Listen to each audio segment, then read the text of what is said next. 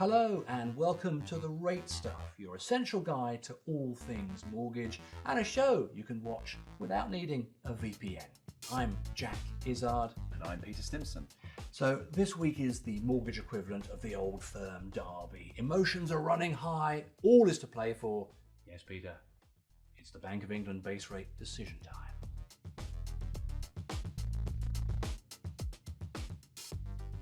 Now, I freely admit we may have said this before, but it's actually true this time, Peter. It's really finely balanced for the Bank of England. The Monetary Policy Committee need to decide what to do with the base rate. And of course, the big economic picture that they look at when making that decision is very cloudy. On the one hand, we've got economic growth is flat as a pancake. So last Friday, we saw the GDP numbers for July, and it was zero growth. So stagnating economy. The other side of the picture, the inflationary one, is a mess. CPI 3.8% in July, the highest in the G7. What does that mean in terms of where the bank goes? I think almost certainly we're not going to get a rate cut.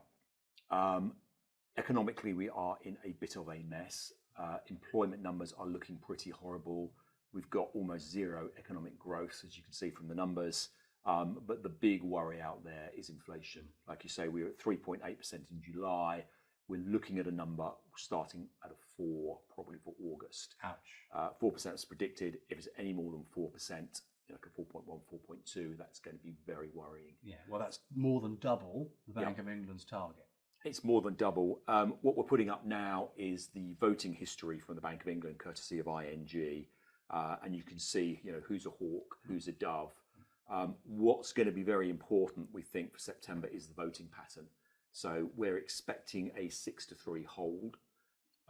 If it's any more one way or the other, that will kind of give you an indication as to kind of where it goes in November, which is the next meeting.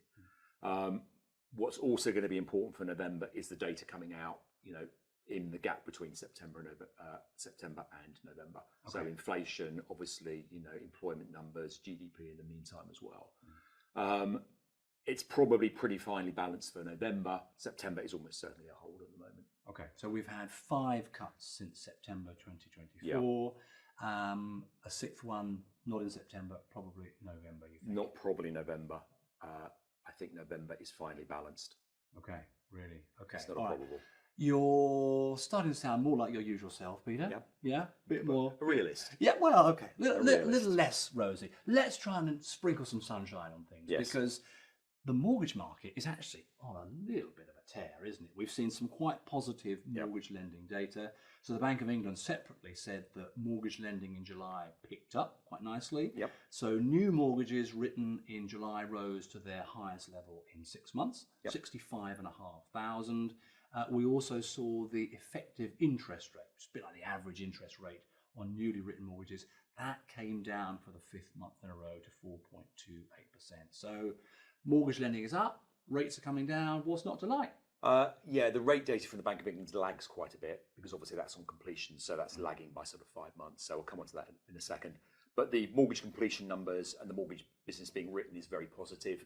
The Q2 numbers did drop a bit, but that was partly because a lot of the data or a lot of the numbers have been pushed forward into Q1.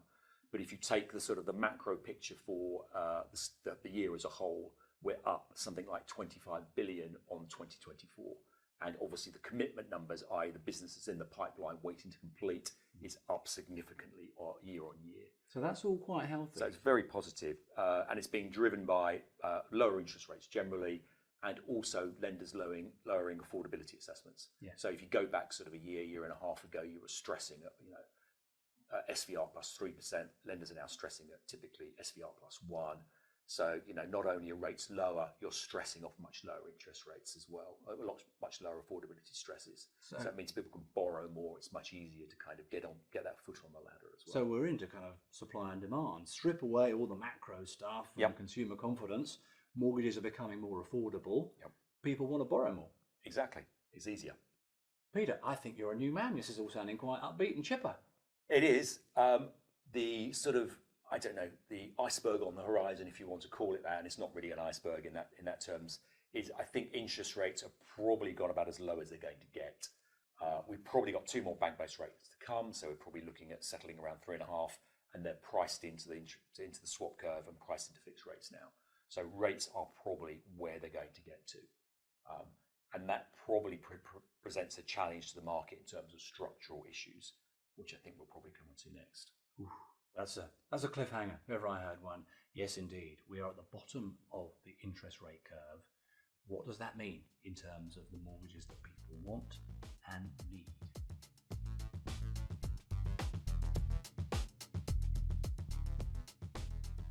Well, Peter, you dropped a little bit of a bombshell there in that last section when you talked about things probably being about as good as they're going to get on interest rates now. Yep.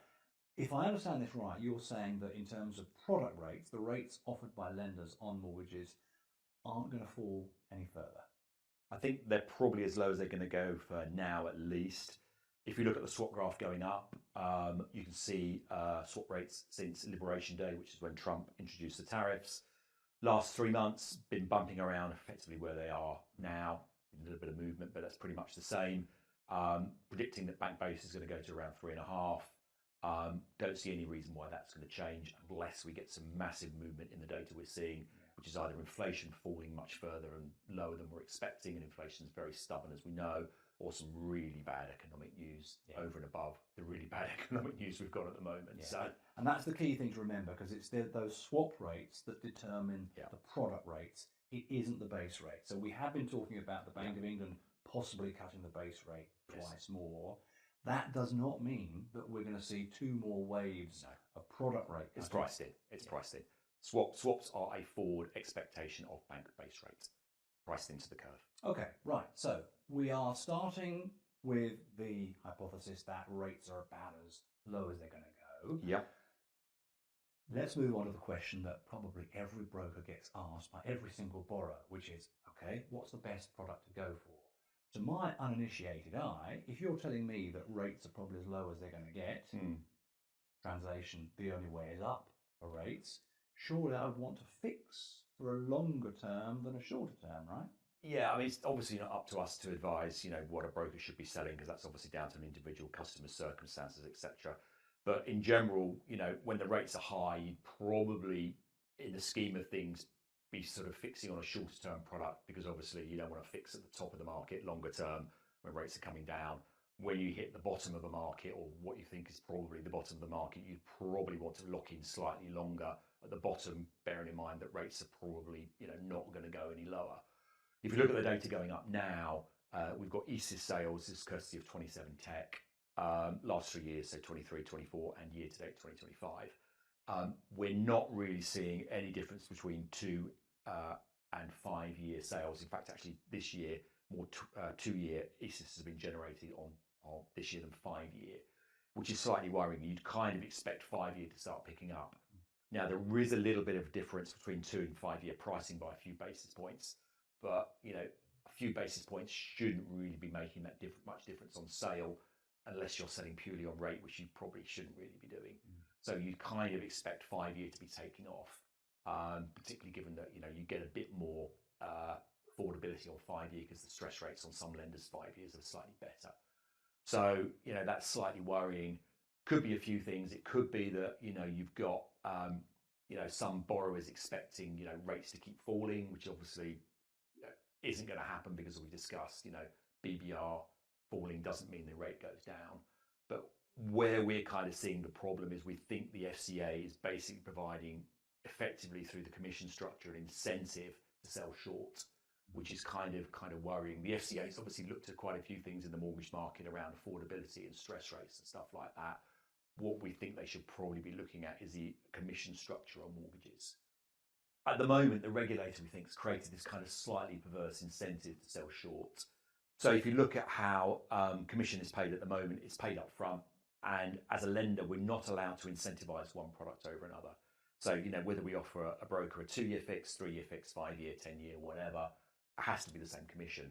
And that obviously creates, a bit of tension within an organization, because obviously you're giving your customer away for 2 years, 5 years, 10 years, whatever.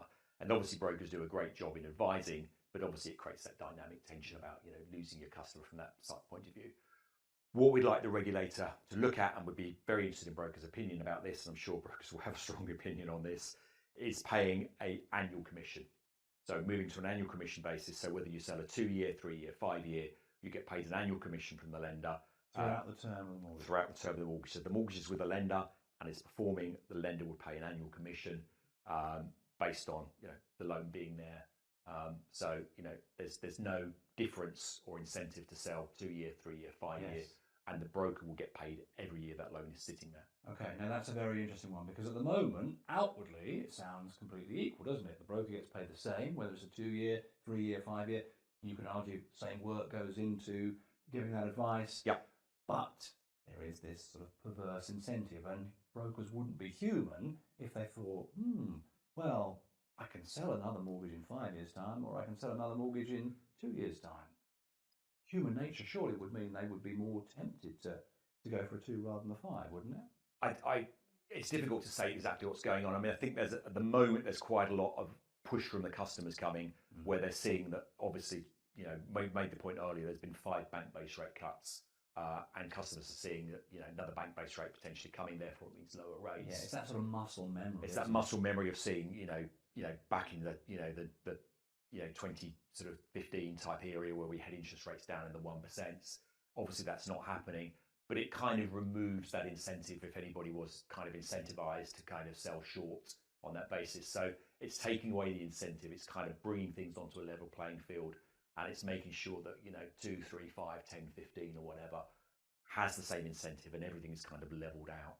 Peter, you make a strong case. I think this is going to be one to put to the audience, because I can just see the keyboards lighting up at this one, because this is one of the kind of shibboleths of the advice industry, isn't it? This idea of the fee being paid up front, and moving that will change the goalposts. It will change the goalposts. Yes, okay. Very interesting.